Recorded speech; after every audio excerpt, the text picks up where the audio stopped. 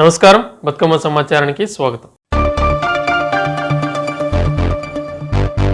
కామారెడ్డి జిల్లా బేబీపేట్ మండల కేంద్రంలో ఉన్న జెడ్పీహెచ్ఎస్ బాలికల పాఠశాలని జెడ్పీహెచ్ఎస్ బాలుర పాఠశాలకు తరలించాలని, ప్రస్తుతం ఉన్న జెడ్పీహెచ్ఎస్ బాలికల పాఠశాలలో ప్రభుత్వ జూనియర్ కళాశాల ఏర్పాటు చేయడం సమంజసం కాదని ఈరోజు జెడ్పీహెచ్ఎస్ గర్ల్స్ పాఠశాల అక్కడే ఉండాలని పిల్లల తల్లిదండ్రులు రోడ్డుపై ధర్నా నిర్వహించారు.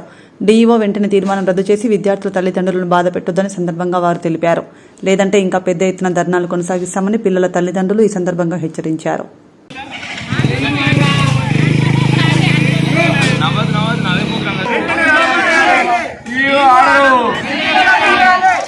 కలెక్టర్ గారు కూడా దీని మీద ఎలాంటి ఆలోచనలు పెట్టుకోకూడదు.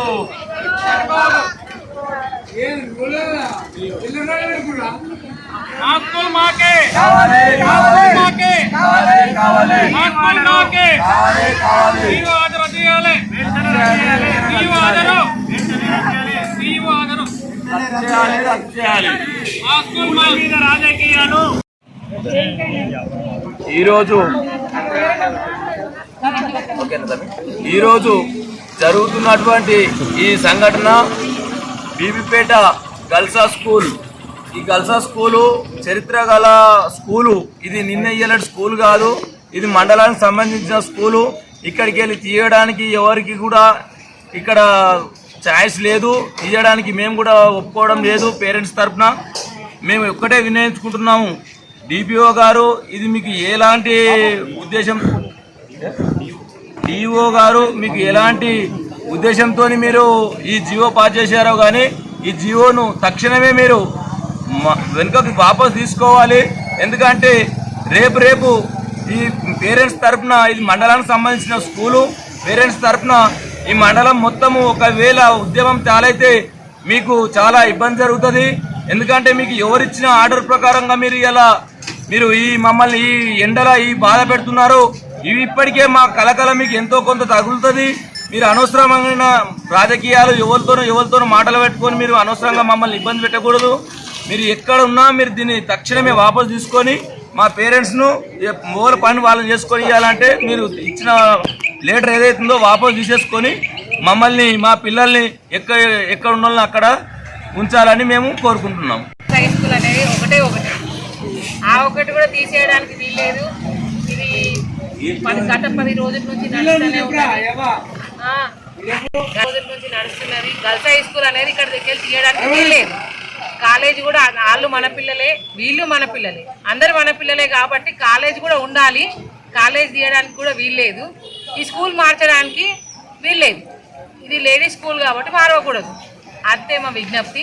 ఈ ఏదైతే లెటర్స్ ఇచ్చారో డిఓ గారు వెనుకకు తీసుకోవాలని కోరుకుంటున్నాం. పేరెంట్స్ అందరం వెనుకకు తీసుకోవాలని రోడ్ మీద రాస్తారోకో చేస్తున్నాం. పేరెంట్స్ అందరం కలిసి ఈ రోజుకి ఇది వెనుకకు తీసుకుంటే ఓకే, లేదు అంటే 100 మందితో ఉద్యమం స్టార్ట్ చేస్తాం. గర్ల్స్ హై స్కూల్ అనేది మార్చడానికి వీల్లేదు. ఇంటిమేషన్ లేకుండా గర్ల్స్ హై స్కూల్ బాయ్స్ స్కూళ్లకు షిఫ్ట్ చేయడానికి ఎటువంటి పర్మిషన్ లేకుండా డిఓ గారు నోటీసులు ఇచ్చారు. హెచ్ఎంకు అక్రమంగా ఇచ్చారు. లోకల్ నాయకులు మాటను పట్టుకొని పిల్లల భవిష్యత్తును రాజకీయం చేసుడు కరెక్ట్ కాదు. మీరు ఆ విధంగా వేయాలనుకుంటే మీరు విలేజ్ డెవలప్మెంట్ చాలా ఉన్నాయి, దాంట్లో చేయండి. మేము కాలేజీ వద్దట్లేము, కాలేజీ కూడా మాకు అత్యంత సంతోషమే. కాలేజీ బిల్డింగ్ చాలా ఉన్నాయి, అవి చూపించారు. కాకపోతే ఇక్కడ అనేది కరెక్ట్ కాదు. ఇక్కడ 6 నుంచి 10వ తరగతి వరకు పిల్లలు చదువుకుంటున్నారు. ఇక్కడ వాళ్ళు బాయ్స్ స్కూల్కి వెళ్తే అక్కడ స్ట్రెంత్ అనేది 700 నుంచి 800 పిల్లలు ఉన్నారు. ఈ 150 మంది పిల్లలు తీసుకుపోయి వాళ్ళకు మిడ్ డే మీల్స్కి ఇబ్బంది అవుతుంది. ప్లస్ మళ్ళీ కో ఎడ్యుకేషన్ అక్కడ ఉన్నదని చెప్పేసి మీరు గర్ల్స్ కాబట్టి ఇక్కడ మేము ఓన్లీ గర్ల్స్ ఉన్నాయని చెప్పి ఇక్కడ మేము అడ్మిషన్ చేయడం జరిగింది. ఇక్కడ నుంచి మేము ఇక్కడ నుంచి తీసుకెళ్ళడం మాకు ఎటువంటిది నచ్చడం లేదు. కావున మీరు డిఓ గారు ఇచ్చిన జీవోను వెంబడే క్యాన్సల్ చేసుకోవాలని అందరం కోరుకునేదంటే 6వ తరగతి నుంచి 10వ తరగతి పిల్లలు తీసుకుంటాం మేము. మీరు ఏదైతే మీరు ఇచ్చారో నోటీసును వాపసు తీసుకోకపోతే 6వ తరగతి నుంచి 10th వరకు పిల్లలని తీసుకొని మేము వేరే దగ్గర జాయిన్ చేసుకుంటాం. బీబీపేట గ్రామం ప్రజలకు తెలియజేయమనగా మన గల్సా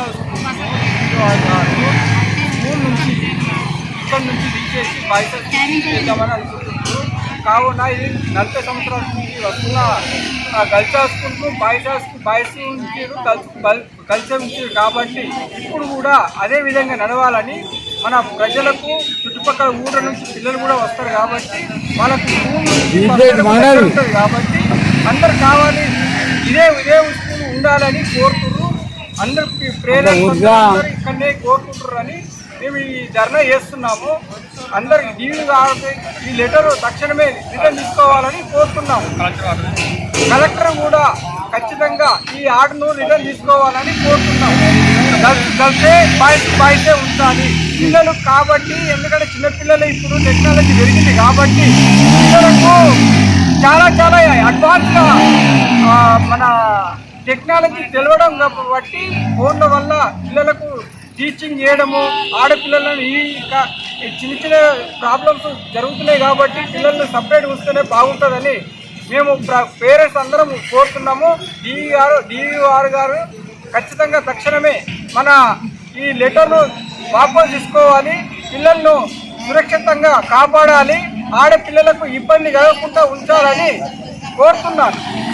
మన స్కూలు మనకే ఉండాలి. మరి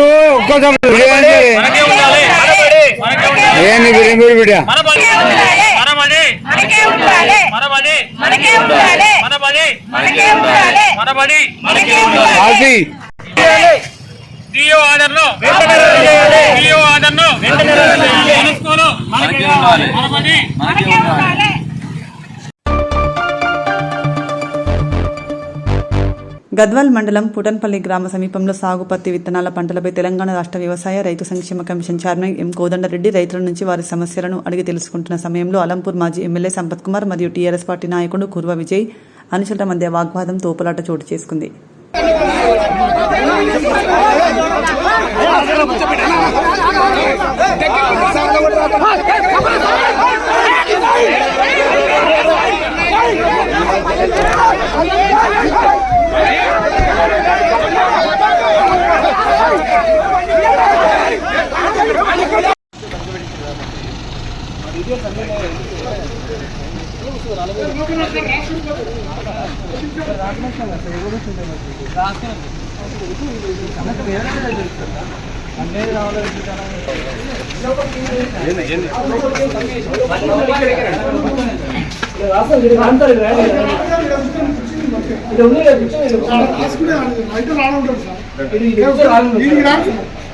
ఒకేసారి కూర్చుందండి. అరే ఇట్లా కూర్చుందండి వాడు ఈగలు ఎక్కువ దొంగతనం చేస్తే బ్యాకప్ చేస్తారు సార్. మరి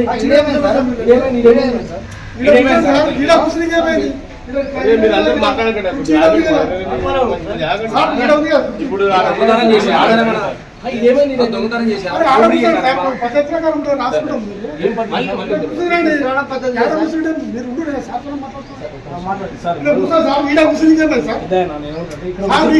ఇబ్బంది అవుతుందా? కుర్చీ చేసాం కదా సార్, సార్ రాసుకుంటున్నారు సార్. మేము చెప్పింది కదా పోలీసులకు వచ్చినాక మీరేం తప్పు చేసాం సార్, తప్పు చేసామని అంటున్నారు. కూర్చున్నా సార్ గవర్నమెంట్ చేస్తే ఏం కాదు. అందరూ అక్కడ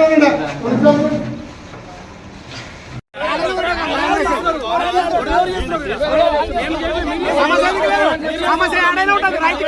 రైతులే సమస్య సమస్య ఉంటుంది.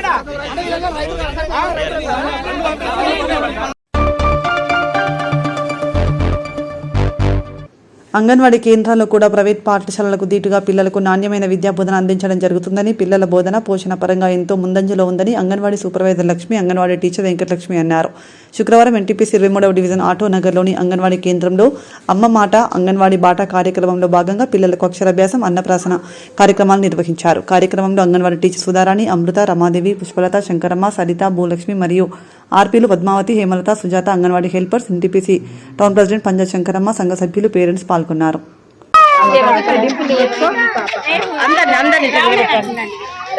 రౌండ్ టీచర్లు ఏం చేస్తాను రమ్మా, రౌండ్ పిల్లల్ని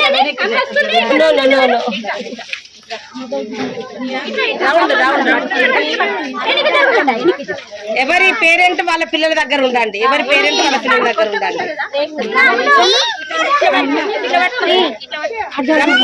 తల్లుని రమ్మండి.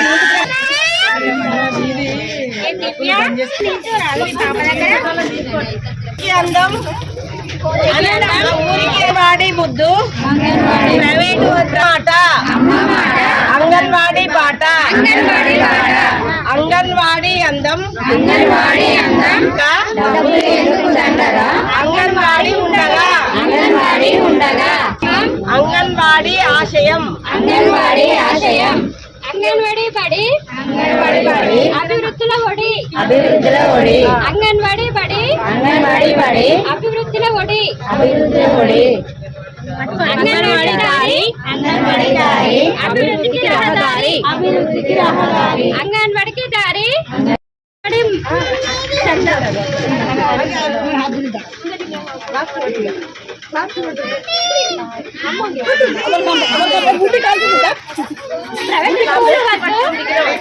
ఫ్లెక్సీ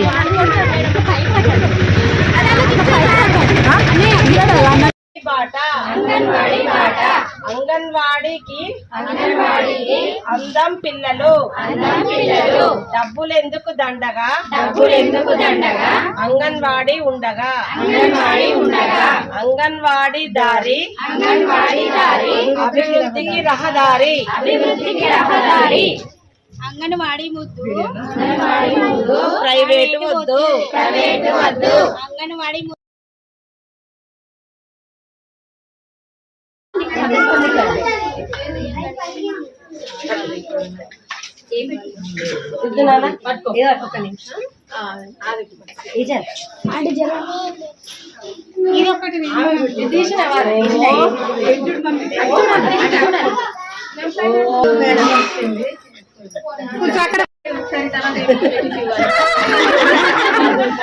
ప్యాకెట్ ఉంది కదా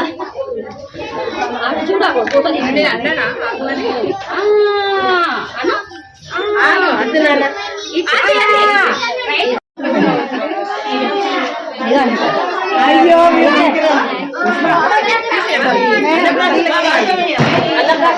చిన్నవి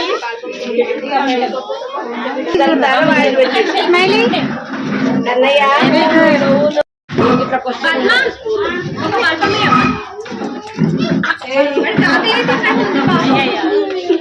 మళ్ళీ కరెంట్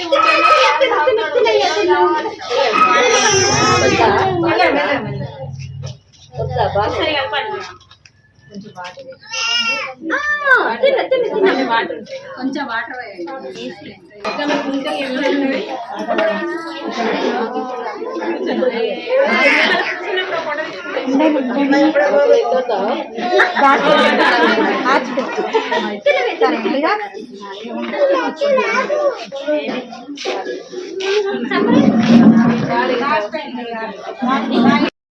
ఇక్కడ ఉన్నది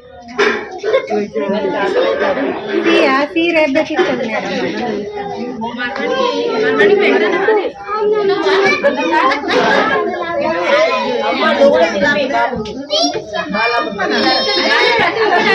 మూడవ division NTPC auto Nagar anganwadi కేంద్రంలో బడిబాట కార్యక్రమాలు జరుపుకోవడం జరిగినది. ఈ భాగంలో అన్నప్రాసన, అక్షరాభ్యాసము ప్రోగ్రామ్స్ కూడా జరుపుకోవడం జరిగింది. దీని ముఖ్య ఉద్దేశం ఏంటిది అంటే 5 సంవత్సరాలు కంప్లీట్ అయ్యి మా అంగన్వాడీ సెంటర్లో 5 సంవత్సరాలు కంప్లీట్ అయిన పిల్లల్ని ప్రైవేట్ స్కూల్కు కానీ గవర్నమెంట్ స్కూల్లో కానీ చేర్పించడం జరుగుతుంది. మళ్ళీ మేము కొత్తగా 3+, 4+ పిల్లల్ని కొత్తగా అంగన్వాడీ సెంటర్లో జాయిన్ చేసుకోవడం జరుగుతుంది. కావున తల్లులందరూ మమ్మల్ని మా మీద నమ్మకం పెట్టుకొని మీ పిల్లల్ని మా అంగన్వాడీ కేంద్రంకు పంపించే ఏర్పాటు చేయండి. ప్రైవేట్ స్కూలుకు దాటిగా మా అంగన్వాడీ సెంటర్లో కూడా ప్రైవేట్ స్కూళ్ళల్లో ఏమేమి జరుగుతున్నదో అంతకంటే ఎక్కువగా మా అంగన్వాడీ స్కూళ్ళలో ఆటపాటల ద్వారా అంగన్వాడీ కార్యక్రమాలు నిర్వహించడం జరుగుతుంది. దానిలో భాగంగా టైం టేబుల్ కూడా ఏ టైంలో ఏం చేయాలి అన్నది కూడా మా అంగన్వాడీ టీచర్లు పిల్లలతోటి చేయిస్తారు. అట్లా కాకుండా 11 గంటలకు పిల్లలు రాగానే 11 గంటలకు ఎగ్గు పెడతారు. మధ్యాహ్నం 12 గంటలకు లంచ్, మళ్ళీ 3:30 వరకు పిల్లలకు స్నాక్స్ లాంటి పిల్లలకు పెడతారు. 4 వరకు పిల్లల్ని ఎవరి ఇళ్ళకు వాళ్ళను దగ్గరుండి ఆయా టీచరు పంపించగలుగుతారు. మా అంగన్వాడీ సెంటర్లో ఉన్న పిల్లలకు అన్ని భద్రతా కార్యక్రమాలు కూడా ఉంటాయి.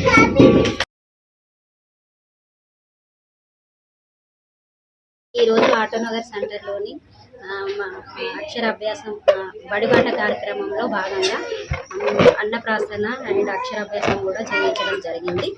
ఇందులో భాగంగా మా సూపర్వైజర్ మేడం లక్ష్మీ మేడం కూడా పాల్గొనడం జరిగింది. అలాగే నాతో టీచర్లు, గ్రామ పెద్దలు, పిల్లలు, తల్లులు, ప్రతి ఒక్కరు, గర్భిణీలు, బాలింతలు, ప్రతి ఒక్కరు ఇందులో పాల్గొనడం జరిగింది. ఈ అంగన్వాడీ స్కూల్ ఇప్పటి నుంచి అయింది కాబట్టి అందులో ప్రతి ఒక్కరు 3+1, 4+1, 5+2 చిల్డ్రన్స్ మన అంగన్వాడీకి ఖచ్చితంగా రావాలని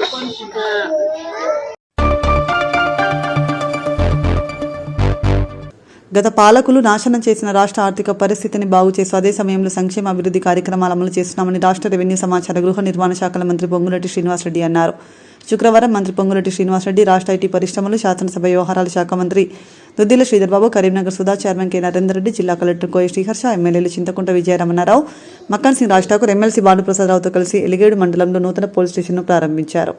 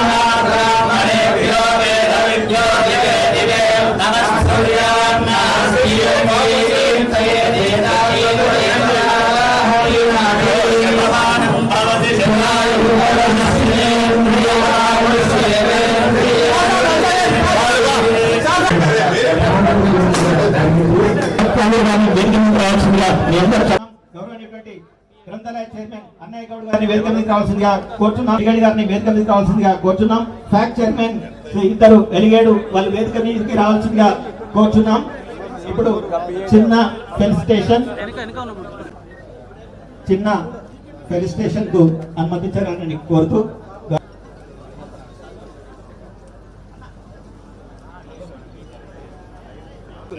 పూల బొక్కెతో పాటు సన్మానంతో సత్కరించాల్సిందిగా విజ్ఞప్తి చేస్తున్నాం. గౌరవ సిపి రామగుండం గారికి, గౌరవ ఏసీపీ పెద్దపల్లి గారు సత్కరించవలసిందిగా, ఎమ్మెల్యే పెద్దపల్లి గారికి ఎస్ఐ ఎలిగేడు గారిని సత్కరించవలసిందిగా కోరుచున్నాం. గౌరవ కలెక్టర్ పెద్దపల్లి గారికి సత్కరించవలసిందిగా కోరుచున్నాం. గౌరవనీయటువంటి ఎమ్మెల్సీ భానుప్రసాద్ సార్ గారిని ఎస్ఐ ఎలిగేడు గారు సత్కరించవలసిందిగా కోరుచున్నాం.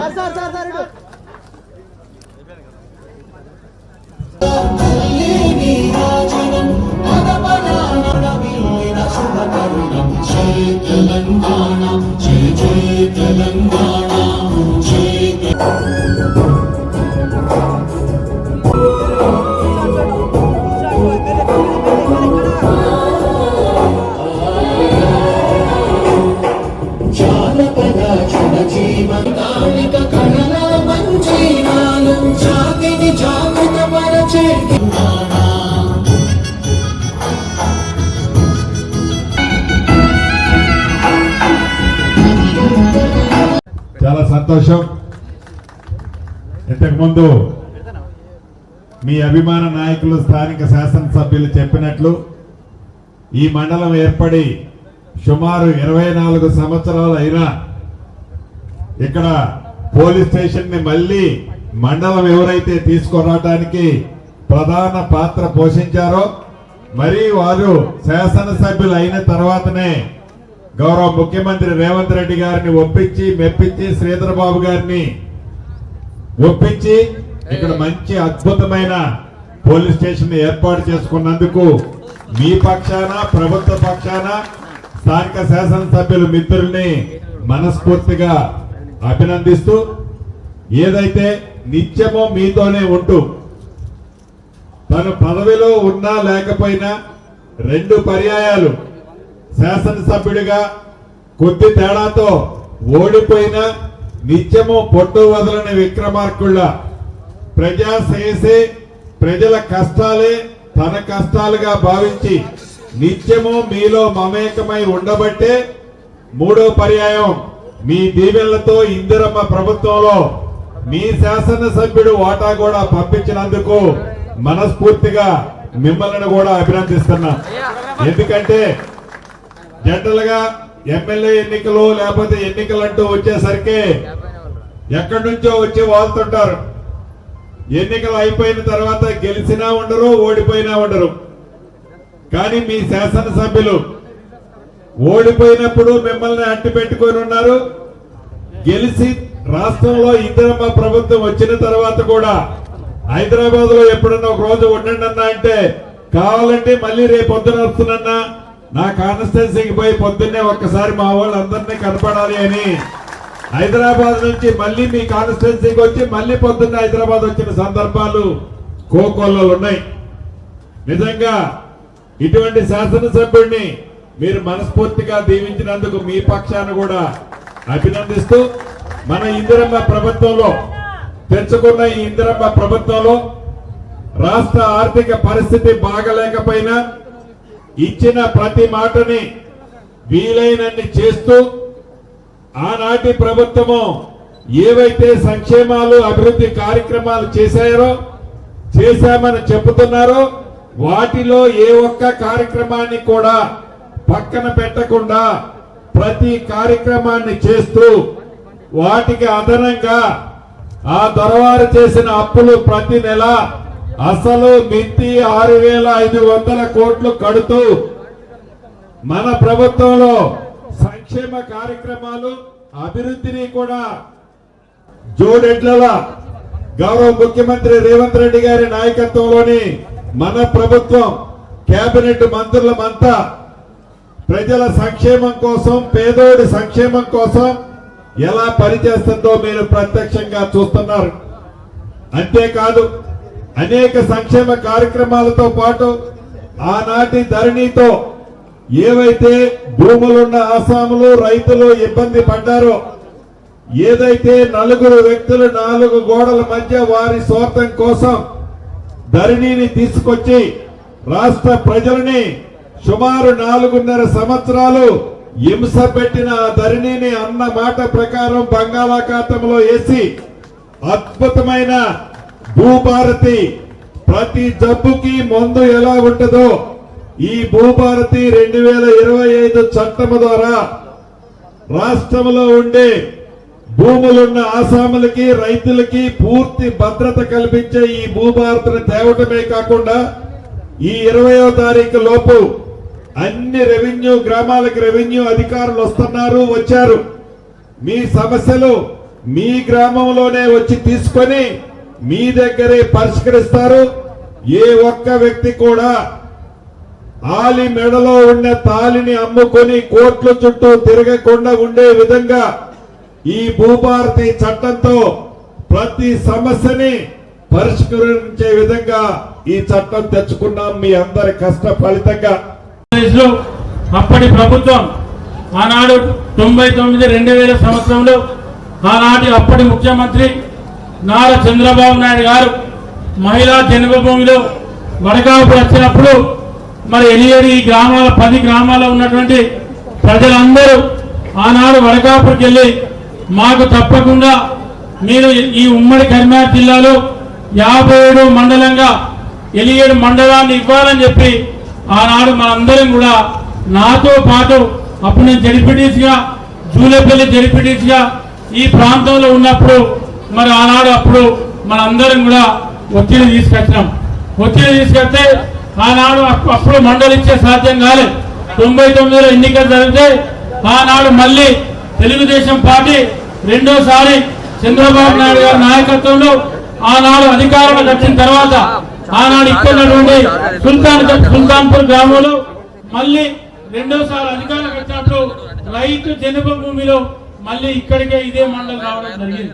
మండలి వచ్చినప్పుడు దాదాపు 500 మంది ఈ మండలంలో ఉన్నటువంటి అన్ని గ్రామాల ఉన్నటువంటి ప్రజలు ఆ రోజు పెద్ద ఎత్తున వచ్చి చంద్రబాబు నాయుడు గారిని ఆనాడు మీరు మండలి ఇస్తామన్నారు, ఇయ్యలేదు, మిమ్మల్ని నమ్మి ఎన్నికలలో ఓట్లు వేసినాం, మీరు మండలి ఇస్తారా ఇయ్యారా అని చెప్పి ఆనాడు జన్మభూమిలో నిలదీస్తే ఆనాడు నేను ఇప్పుడు చెప్తా ఉన్నా మీకు 57వ మండలంగా ఈ మండలిని డిక్లేర్ చేస్తానని చెప్పి ఆనాడు 57వ మండలంగా ఎలిగేడును డిక్లేర్ చేసి 2001 సంవత్సరంలో ఎలిగేడు మండలిని ఏర్పాటు చేయడం జరిగింది. తర్వాత జరిగినటువంటి పరిణామాలలో ఆనాడు మనం కొన్ని పరిస్థితులలో ఎలిగేడు పోలీస్ స్టేషన్ ఏర్పాటు చేయలేకుండా ఉన్నటువంటి సందర్భంలో ఆనాడు మళ్ళీ 10 సంవత్సరాలు తెలంగాణ రాష్ట్రం ఏర్పడిన తర్వాత తెలంగాణ రాష్ట్రం వచ్చిన తర్వాత ఆ రాష్ట్రంలో మరి అప్పుడున్నటువంటి ఎమ్మెల్యే ఆ రోజున్నటువంటి బాలక సుమన్ ఇదే ఎలిగేడు హెడ్ క్వార్టర్ లో మీకు 6 నెలల్లో ఎలిగేడు పోలీస్ స్టేషన్ ఏర్పాటు చేస్తున్నాం అని చెప్పి ఇక్కడ మా ఎమ్మెల్సీ సోదరులు భానుప్రసాద్ గారు కూడా ఆనాడు ఉన్నారు. మీ సమక్షంలోనే ఆనాడు చెప్పడం జరిగింది ఎలిగేడు మండలంలో పోలీస్ స్టేషన్ ఏర్పాటు చేస్తున్నాం అని చెప్పి 9 సంవత్సరాలు 2 సార్లు ఓట్లు వేయించుకొని ఆనాడు టీఆర్ఎస్ పార్టీ అప్పుడున్నటువంటి ప్రజాప్రతినిధులు మోసం చేస్తే ఇవాళ కాంగ్రెస్ పార్టీ అధికారంలోకి వచ్చిన తర్వాత ఆనాడు ఎన్నికల చాలా సంవత్సరాల తర్వాత మీ ఎమ్మెల్యే గారు విజయ రమణారావు గారు పట్టుబడి మండలం ఏర్పాటుకు ఆ రోజు కృషి చేసి ఆనాడున్న ప్రభుత్వంలో మండలాన్ని డిక్లేర్ చేపిస్తే మరొక మారు ఈరోజు ఇక్కడ పోలీస్ స్టేషన్ ఏర్పాటు చేయాలి. ఇక్కడ ఉన్న ప్రజలకు సంబంధించిన మరి వినతి పత్రాలు ఏవైతున్నాయో చాలా దూర ప్రాంతం ఒక 20 కిలోమీటర్లు పోయి వారు పరిష్కారాన్ని ఎంచుకోవాలి, ఇబ్బందికరంగా ఉంటుందని ముఖ్యమంత్రి గారు వారు తెలియజేయటం, ముఖ్యమంత్రి గారు మొన్న ఈ మధ్యలో వచ్చినప్పుడు పోలీస్ స్టేషన్ను ప్రకటన చేసి మరి పూర్తి స్థాయిలో అధునాతనమైన హంగులాలతో ఈరోజు పోలీస్ స్టేషన్ నిర్మాణం చేయటం జరిగింది. ప్రత్యేకంగా పోలీస్ కమిషనర్ గారికి, పోలీస్ సిబ్బందికి, అదేవిధంగా ఇక్కడ ఉంటున్న మిత్రులందరికీ హృదయపూర్వకంగా అభినందనలు తెలియజేస్తా ఉన్నాం. ఆనాడు మీ అందరూ కూడా తెలుసు, ఆనాడు 10 సంవత్సరాల కాలం పాటు ఉన్న ప్రభుత్వ హయాంలో పోలీసు అంటే ఫ్రెండ్లీ పోలీస్ అన్నారు. ఫ్రెండ్లీ పోలీస్ అని మరి ఆ ప్రభుత్వానికి ఉన్న పార్టీకి సంబంధించిన మిత్రులకు ఫ్రెండ్లీగా ఉండే. ఈరోజు అట్లాంటి పోలీసుకు సంబంధించిన వారు సామాన్య ప్రజానికానికి అందుబాటులో ఉండి సమస్యలు తావెత్తకుండా ఈరోజు ప్రతి గ్రామంలో ఉన్న లా అండ్ ఆర్డర్ అంశానికి వచ్చి ప్రజలను చైతన్యవంతం చేసి ఇబ్బంది రాకుండా, మరి ఇద్దరు కొట్లాడుకోకుండా, ఇంకా కూడా వేరే ఇబ్బందులు రాకుండా ఒక పరిష్కార మార్గాన్ని ఎంచుకునే ప్రయత్నంలో ఈరోజు పోలీస్ యంత్రాంగం అంతా యావత్ రాష్ట్రంలో పనిచేస్తూ ఉంది. అలాంటి తరుణంలో ఈరోజు పోలీస్ స్టేషన్ ఇక్కడ ఏర్పాటు చేసుకొని కొట్లాడాలి, ఇక్కడికి రావాలని కాదు మీ ఎమ్మెల్యే గారు పెట్టింది. పోలీస్ స్టేషన్ చాలా తక్కువ మంది రావాలి మా ఉద్దేశం. మేము కూడా పోతా ఉంటాం, హాస్పిటల్లకు సంబంధించిన భవనాలకు సంబంధించి కానీ కొత్త ఆసుపత్రి నిర్మాణం చేస్తే ప్రారంభోత్సవం చేయడానికి పోతా ఉంటాం. మేమందరం చెప్పేది ఒక్కటే, రోగాలు తక్కువ ఉండాలి, హాస్పిటల్కు తక్కువ మంది రావాలి, వచ్చిన వారికి మంచిగా సేవలు అందించాలని మేము కోరుకునే విధంగా మేము పోయినప్పుడు చెప్తాం. ఈరోజు మా కమిషనర్ గారికి కానీ ఇక్కడున్న పోలీస్ యంత్రాంగానికి సంబంధించి ఎవరైనా సామాన్య ప్రజానికం పోలీస్ స్టేషన్ వస్తే మీ చుట్టాలు పక్కాలు మీ అన్ననో తమ్ముడో వచ్చినట్టు వారి దరఖాస్తు తీసుకొని మరి మంచి హృదయంతో న్యాయం ఉన్నదని న్యాయపరంగా వ్యవహారం చేసే మనము ఆ వ్యవహార శైలిని పెంచే కార్యక్రమం చేయాలని నేను కోరుతా ఉన్నవారు.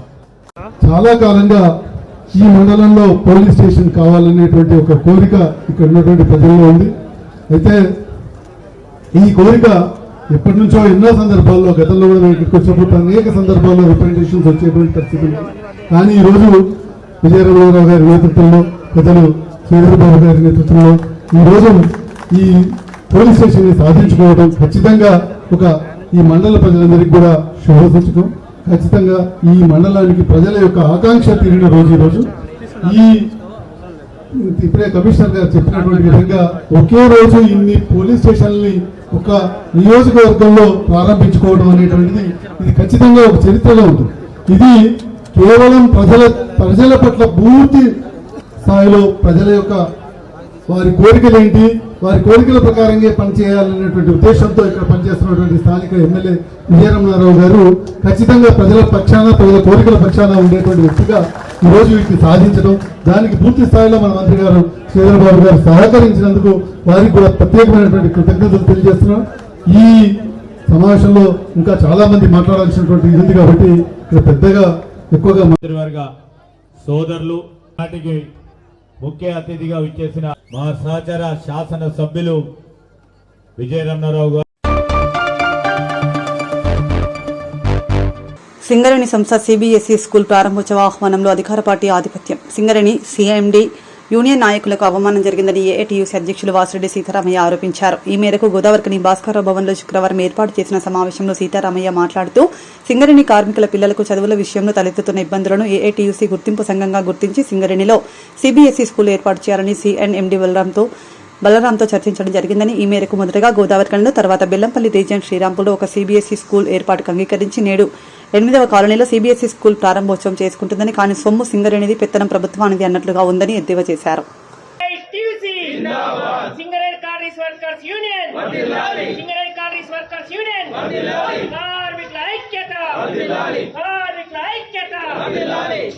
సింగరేణిలో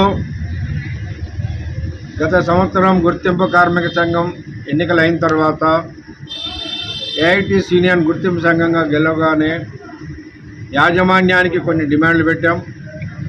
అందులో ప్రధానంగా కార్మికుల పిల్లల చదువులు ఇప్పుడున్నటువంటి స్కూళ్ళల్లో సరైన పద్ధతిలో లేవు. దానివల్ల కార్మికుల పిల్లలని హైదరాబాద్లోనో, కరీంనగర్లోనో, వరంగల్లోనో జాయిన్ చేస్తే ₹1,00,000 అవుతున్నాయి సంవత్సరానికి.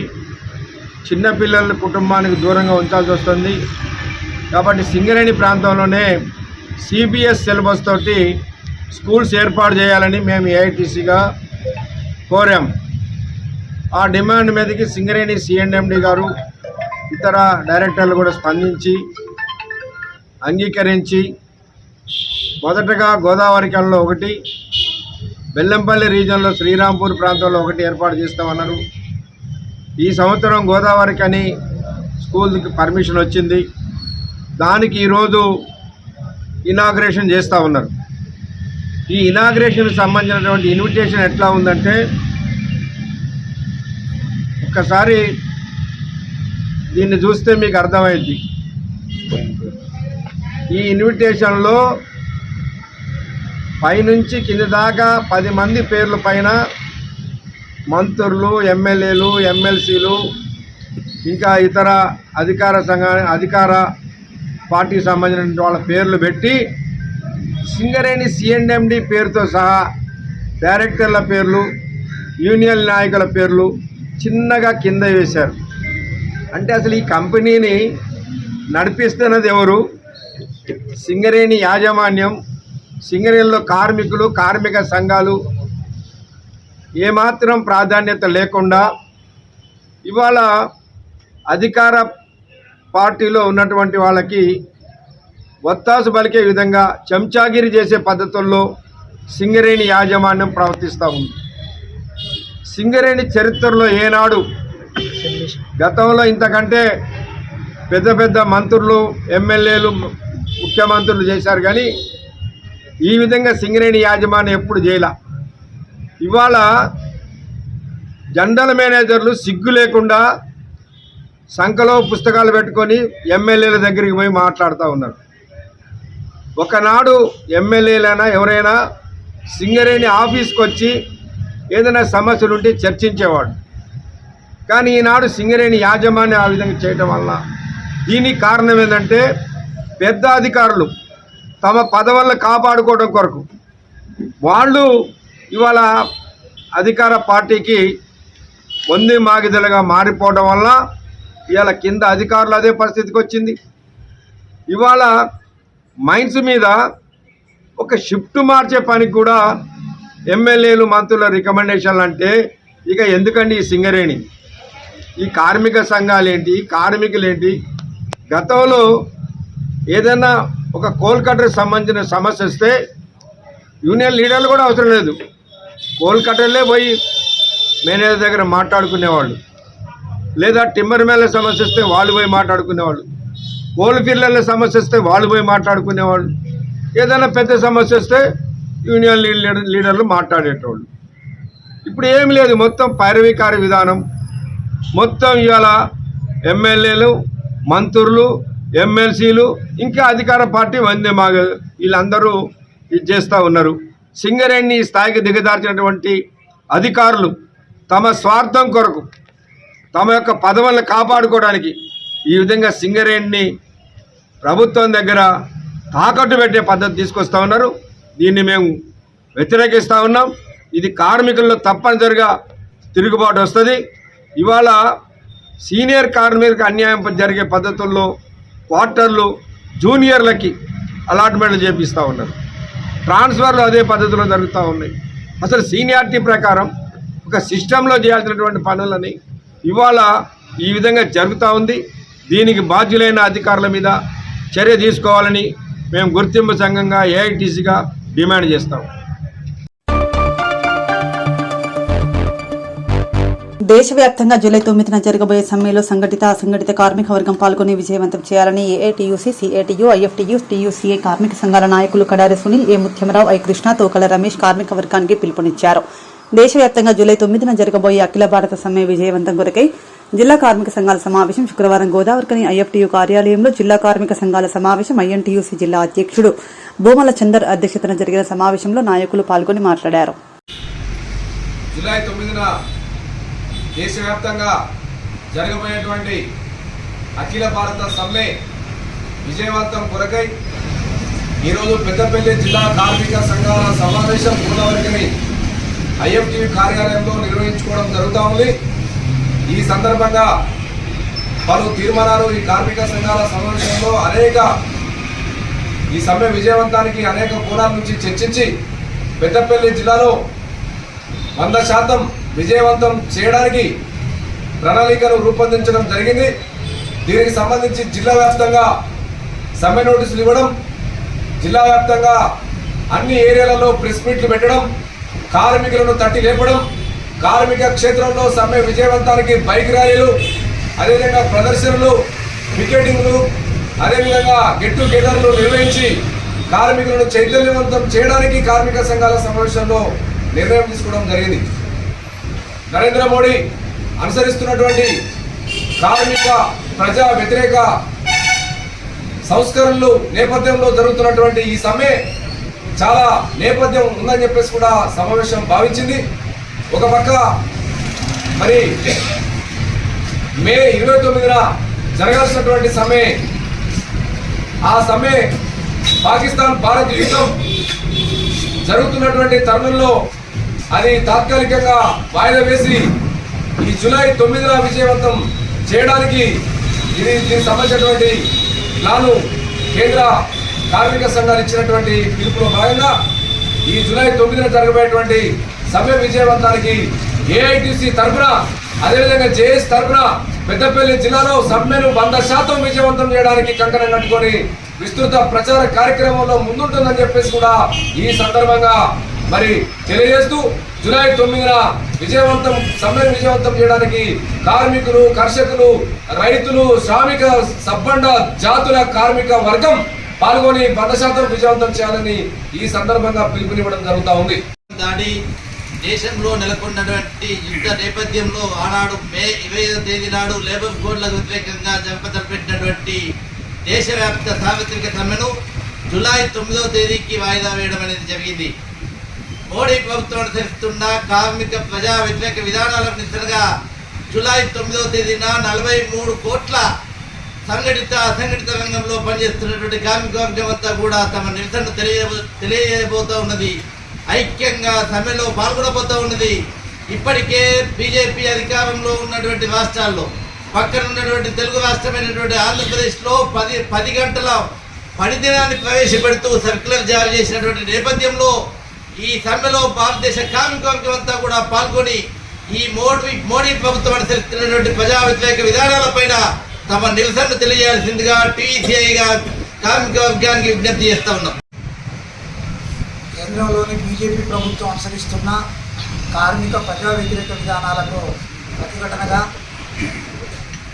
కార్మికులను యజమానులకు బానిసలుగా మార్చేటువంటి 4 లేబర్ కోడ్లను రద్దు చేయాలని, ప్రభుత్వ రంగ సంస్థల ప్రైవేటీకరణ ఆపాలని, కనీస వేతనం నెలకు 26,000 రూపాయలు ఇవ్వాలని తదితర డిమాండ్లతోటి జూలై 9న దేశవ్యాప్త సార్వత్రిక సమ్మె చేయాలని జాతీయ స్థాయిలో నిర్ణయం జరిగింది. అందులో భాగంగా పెద్దపల్లి జిల్లాలో సింగరేణి, ఎన్టీపీసీ, ఆర్ఎఫ్సిఎల్, వసంతనగర్, అదేవిధంగా రైస్ మిల్ ఇండస్ట్రీ, అసంఘటిత రంగం, స్కీమ్ వర్కర్స్ అందరూ ఈ జిల్లాలో ఉండేటువంటి కార్మిక వర్గం ఉద్యోగులందరూ జూలై 9న జరిగేటువంటి దేశవ్యాప్త సార్వత్రిక సమ్మెలో పాల్గొని జయప్రదం చేయాలని పెద్దపల్లి జిల్లా కార్మిక సంఘాలుగా సిఐటియుగా విజ్ఞప్తి చేస్తూ ఉన్నాం. ఈరోజు లేబర్ కోడ్లు అమల్లోకి వస్తే 10 గంటల పెంపుదల, సమ్మె హక్కును నిర్వీర్యం చేయడం, కార్మికుల యొక్క సంఘాలను లేకుండా చేయడం, కార్మికులకు ఇప్పటివరకు ఉన్నటువంటి పిఎఫ్, ఈఎస్ఐ, బోనస్, గ్రేడ్యుయేట్ లాంటి సంక్షేమ చర్యలన్నీ ఆపేయడం లాంటి చేయబోతూ ఉన్నారు. కాబట్టి ఇట్లాంటి కార్మిక వర్గానికి మళ్ళీ 1920 కంటే ముందున్నటువంటి బానిస వ్యవస్థలోకి తీసుకెళ్లేటువంటి ఒక ఆటవిక 4 లేబర్ కోడ్లను తీసుకురావడం జరిగింది. అందుకని వీటికి వ్యతిరేకంగా జరుగుతున్నటువంటి ఈ సమ్మెలో మొత్తం జిల్లాలోని కార్మికులు, ఉద్యోగులందరూ పాల్గొనాలని విజ్ఞప్తి చేస్తా ఉన్నాం. జూలై 9న జరిగేటువంటి మోడీ కార్మిక వ్యతిరేక విధానాలకు వ్యతిరేకంగా దేశంలో ప్రైవేటీకరణ 4 లేబర్ కోడ్స్ను తీసుకొచ్చి కార్మిక వర్గానికి ఉరితాళ్లుగా చేసి కార్మిక వర్గాన్ని కార్పొరేట్ శక్తులకు కట్టు బానిసలుగా చేసేటువంటి విధానాన్ని గత 10 ఏళ్లుగా ఈ దేశంలో ప్రజలపై కార్మికులపై రుద్దడానికి ప్రయత్నం చేస్తున్నాడు. దీన్ని వ్యతిరేకిస్తూ దేశవ్యాప్తంగా ఉన్నటువంటి ట్రేడ్ యూనియన్లు, ఫెడరేషన్లు, అనేక కార్మిక సంఘాలన్నీ కూడా ముక్త ఖండంతో ఖండిస్తూ దేశవ్యాప్త ఆందోళన కూడా పిలుపుకోవడం జరిగింది. ఇప్పటికే స్వతంత్ర భారతంలో ఈ 70 ఏళ్ల కాలంలో 29 చట్టాలని మనం ప్రభుత్వ రంగం ద్వారా అనేక చట్టాలని మనం అమలుపరుచుకున్నాం. ఇవి ఉన్నటువంటి చట్టాల కోరలు తీసేసి ఇవాళ 4 లేబర్ కోడ్స్ తీసుకొచ్చి ఈ 4 లేబర్ కోడ్స్లో ఒకటి పని గంటల పెంపు, అసలు ట్రేడ్ యూనియన్లే ఉండడానికి వీల్లేదు, అనేక సెలవులు రద్దు, ఈ అనేకమైనటువంటి దుర్మార్గమైనటువంటి ఈ 4 లేబర్ కోడ్స్ను ఖచ్చితంగా రద్దు చేయాలని చెప్పి దేశవ్యాప్తంగా కార్మిక సంఘాలు పోరాడుతున్నాయి. కానీ 4 ఏళ్లుగా మొత్తం రాష్ట్రాలలో ఈ 4 లేబర్ కోడ్స్ను అమలుపరచడానికి మోడీ ప్రభుత్వం తీవ్రమైనటువంటి ప్రయత్నం చేస్తుంది. వాటి ఫలితమే ఇవాళ పక్క రాష్ట్రం ఉన్నటువంటి ఆంధ్రప్రదేశ్లో దాదాపు ఈ 4 లేబర్ కోడ్స్ అమలుకు శ్రీకారం చుట్టారు. కనుక రాష్ట్రం తర్వాత రాష్ట్రం దేశం ఉన్నటువంటి మొత్తం అన్ని రాష్ట్రాల్లో అమలుకు కోరుకుంటుంది కేంద్ర ప్రభుత్వం. దీన్ని తక్షణమే మనం రద్దు చేయడానికి ఈ జూలై 9న జరిగేటువంటి అఖిల భారత సమ్మెలో సింగరేణి కార్మికులు, కాంట్రాక్ట్ కార్మికులు, విద్యుత్ కార్మికులు, సిమెంట్ కార్మికులు, జిల్లాలో ఉన్నటువంటి రాష్ట్రంలో ఉన్నటువంటి సంఘటిత అసంఘటిత ప్రభుత్వ రంగ కార్మికులందరూ కూడా పాల్గొని జయప్రదం చేయాల్సిందిగా ఐఎఫ్టీ పక్షాన విజ్ఞప్తి చేస్తుంది. జూలై 9న జరగబోయే సమ్మెకు అన్ని సంఘాల డిస్ట్రిక్ట్ వైర్గా కలిసి కార్మికులకు పిలుపునిచ్చి అన్ని సెక్టర్లలో ఐఎన్టీసీ ముందుండి ఎన్టీపీసీ ఆర్ఎఫ్ఎల్ రెండింటికి ఐఎన్టీసీ ముందుండి సమ్మె చేసి కార్మికులందరి తరఫున మన పెద్దపేట డిస్టిక్ కార్యవర్గం తరఫున అందరం కలిసి సమ్మె విజయవంతం చేయాలని చెప్పి మా ఏటీసీ ద్వారా పిలుపునిస్తున్నాం. విమాన ప్రమాదానికి మోదీ ప్రభుత్వమే బాధ్యత వహించాలని, మోదీ అనుసరించిన ప్రైవేటీకరణ విధానాలే విమాన ప్రమాదానికి కారణమని టీయూసీఐ పెద్దపల్లి జిల్లా ఉపాధ్యక్షులు పుల్లూరు నాగభూషణం అన్నారు. శుక్రవారం టీయూసీఐ పెద్దపల్లి జిల్లా కమిటీ ఆధ్వర్యంలో ఎన్టీపీసీ టీయూసీఐ కార్యాలయంలో ఏర్పాటు చేసిన ముఖ్య కార్యకర్తల సమావేశంలో టీయూసీఐ రాష్ట్ర ప్రథమ మహాసభ వాల్ పోస్టర్ను ఆవిష్కరించారు. సందర్భంగా వారు మాట్లాడుతూ ఈ నెల 21, 22 తేదీలలో నిజామాబాద్లో జరిగే రాష్ట్ర మహాసభను విజయవంతం చేయాలని కార్మిక వర్గానికి పిలుపునిచ్చారు. ఈ కార్యక్రమంలో గుజ్జుల సత్యనారాయణ రెడ్డి, ఈసంపల్లి రాజేందర్, గూడూరు వైకుంఠం, ఆడేపు శంకర్ తదితరులు పాల్గొన్నారు. కామ్రేడ్స్, నిజామాబాద్లో తలపెట్టినటువంటి ప్రథమ బహిరంగ సభకు సంపన్న వర్గం కార్మిక లోకానికి తెలియజేయలేదు ఏమనగా సిపిఐఎంఎల్ టీయూసీఐ అనుబంధంగా ఉన్నటువంటి కార్మికులు ఈ యొక్క బహిరంగ సభకు వచ్చి బహిరంగ సభను విజయవంతం చేయవలసిందిగా కోరుతూ ఉన్నాం. అదేవిధంగా ఆయా ప్రాంతాల్లో ఉన్నటువంటి పార్టీ శ్రేణులు, పార్టీ నాయకులు ఉన్నటువంటి నాయకత్వానికి తెలియజేసి కార్మిక లోకానికి ఈ యొక్క బహిరంగ సభ విషయంలో తెలియజేయడానికి ముందుండాలి. దేశంలో జరిగేటువంటి పరిణామము, రాష్ట్రంలో ఉన్నటువంటి పరిణామము కార్మిక లోకానికి నష్టదాయకంగా ఉన్నటువంటి ఈ యొక్క 44 చట్టాలను కుదించి మోడీ ప్రభుత్వము 4 జోళ్లుగా కార్మిక లోకాన్ని నష్టదాయకంగా చేస్తున్నట్టు పరిస్థితి కనపడతా ఉంది. ఇలాంటి వాటిని తిప్పికొట్టాలంటే ఈ యొక్క బహిరంగ సభకు కార్మిక లోకము ధారాళంగా తరలి వచ్చి ఈ సభను విజయవంతం చేయవలసిందిగా విజ్ఞప్తి చేస్తాం. టీయూసీఐ 21, 22 తేదీల్లో నిజామాబాద్లో జరిగే టీయూసీఐ రాష్ట్ర మహాసభలను టీయూసీఐ రాష్ట్ర మహాసభలను టీయూసీఐ రాష్ట్ర మహాసభలను టీయూసీఐ టీయూసీఐ టీయూసీఐ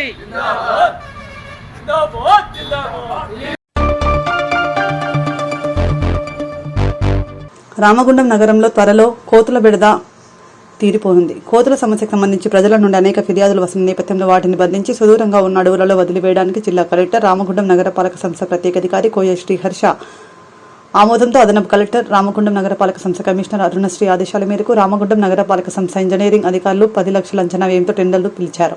టెండర్ దక్కించుకున్న ఏజెన్సీ గురువారాలు రామగుండం రైల్వే స్టేషన్తో పాటు పరిసరాల్లో ఉన్న కోతులను పట్టి పంజరాల్లో బంధించారు. పట్టిన కోతులను వాహనాల్లో తరలించి దూరంగా ఉన్న అడవుల్లో వదిలివేయనున్నారు. నగరంలో అన్ని చోట్ల కోతులను పట్టిస్తున్నామని రామగుండం నగరపాలక సంస్థ ఎగ్జిక్యూటివ్ ఇంజనీర్ రామన్ తెలిపారు. ఇంకా ఎక్కడైనా కోతుల బెడద ఉంటే నగరపాలక సంస్థ కాల్ సెంటర్ నంబర్ 9603666444కు ఫోన్ చేసి ఫిర్యాదు చేయాలని ఆయన సూచించారు.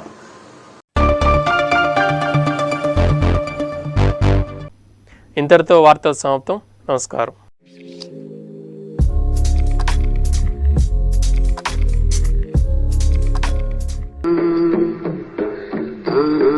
na na na